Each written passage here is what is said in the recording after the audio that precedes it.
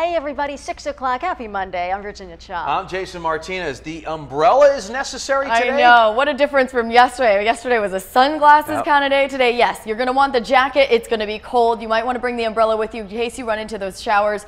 And you might want to bring a lunch today as well, because it is going to be so cool and breezy around lunchtime, and you have that chance for a little bit of rain. You might not want to go outside. But right now, most of us seeing this overcast skies, that marine layer, that May gray, it is back with us. Pinpoint Doppler Live picking up on a little bit more rain than we saw earlier this morning at 4:30. So that's just moved to the Chula Vista area now towards Hamul and up in the North County. You can see a little bit of rain in the Camp Pendleton and Oceanside area, also in Bonsall. So something to keep in mind as you're heading out, not only today but into tomorrow morning. There is going to be that chance for occasional showers and so much cooler in the 60s and 50s for the coast and valleys.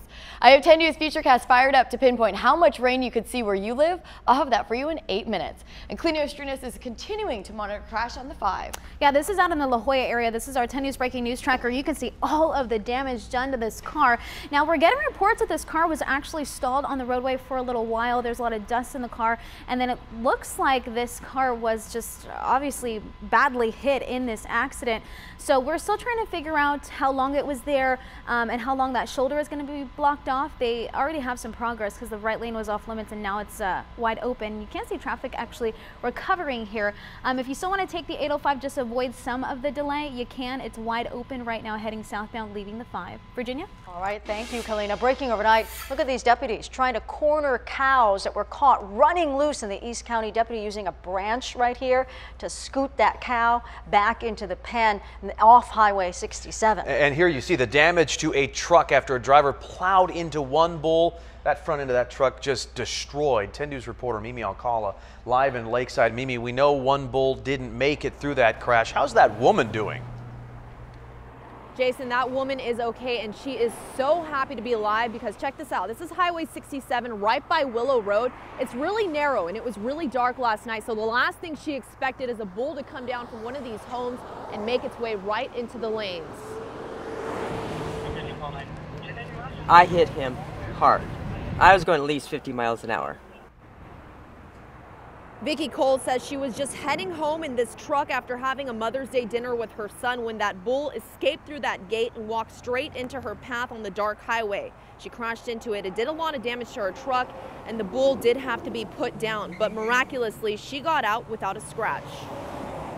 I'm okay. Only thing that hurt was this airbag, but thank gosh they worked. Thank God. I think I'm okay because of the Lord.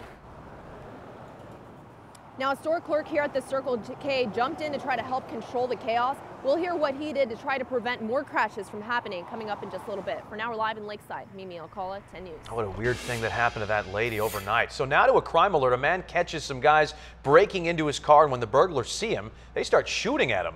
A man fights back, grabs a tricycle, and throws it at them.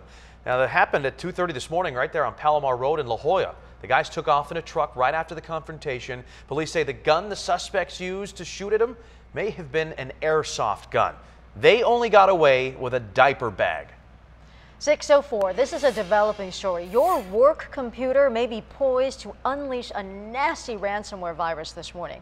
You may have heard the virus popped up on Friday, spread over the weekend, but tech experts say as more people head back to work today, things could get worse.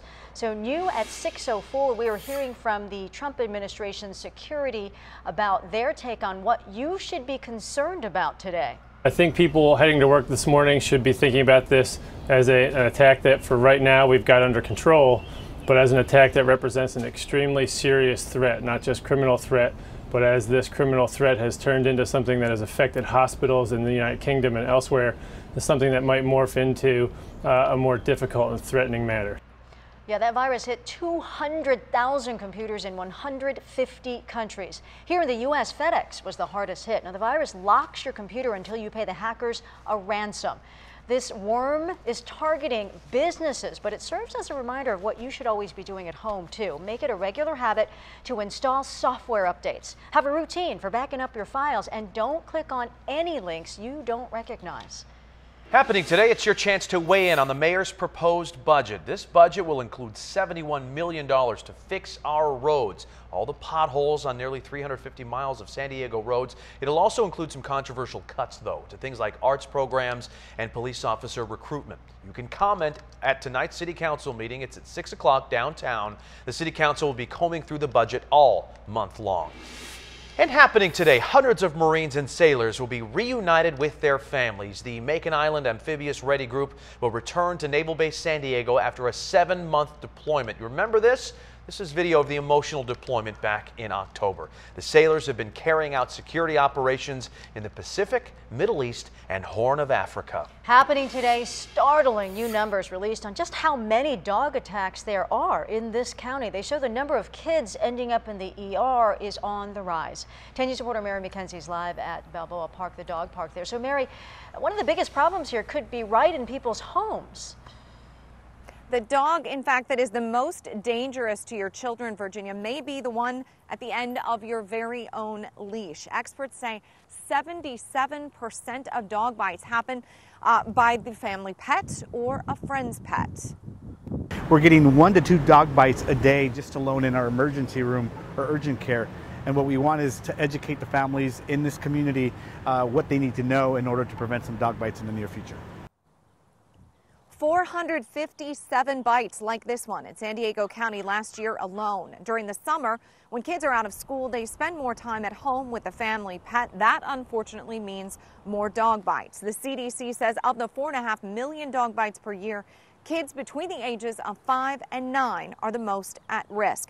Experts will be at Rady Children's Hospital today to talk about ways to prevent these bites and these trips to the emergency room. They'll have better props with them out there today. They'll have dogs from the Humane Society to demonstrate those best practices, again, at Rady Children's Hospital, 10 o'clock this morning. We're live in Balboa Park. Mary McKenzie, 10 News. All right, Mary, thank you very much. Developing story, budget cuts could soon be coming to the National Institute of Health, which could have a negative impact on life-saving research being done here in San Diego.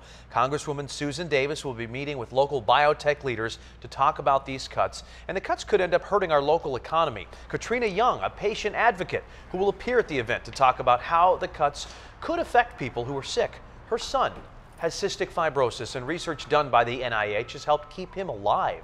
Institutes like the NIH have given him the ability to believe in that future, but if he doesn't have access to health care, all that goes away.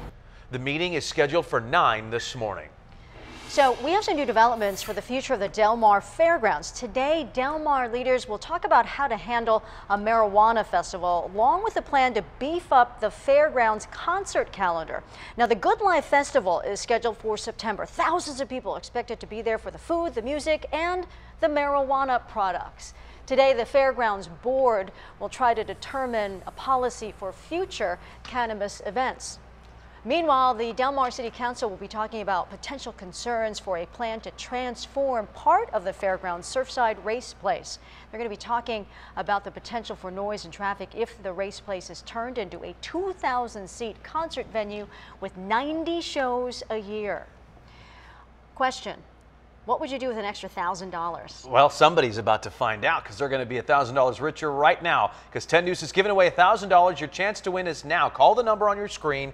The 10th caller will win at 619-237-6370. If you don't win this morning, there's another chance tomorrow morning at 6 a.m. I call that a great way to start the Monday and the week. Oh, yeah, it is a great way, especially when you find out if you liked the weather over the weekend. It's not going to be similar today. Not quite, yeah. Not quite, yeah. If you like it cool and cloudy and maybe even a little wet at times, today's forecast is for you. Pinpoint Doppler Live showing a little bit of rain just west of the 15 near Camp Pendleton, Vista, also San Marcos.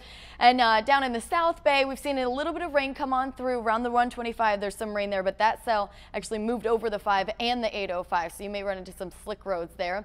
Hour by hour, not much of a warm up today. Inland neighborhoods, the warmest spots will top off right around 60, and the chance for occasional showers will continue through the day today into tomorrow morning. The coast and valleys, anywhere from about 1/10 of an inch to 1/4 of an inch will be possible. Look at those temperatures though, 60 in Escondido, Poway, and El Cajon. Many areas were in the 70s yesterday, so it is going to be close to 15 degrees colder for some areas. I'm going to track a warm up that is on the way along with that chance for showers through the day using 10 News Futurecast in 8 minutes.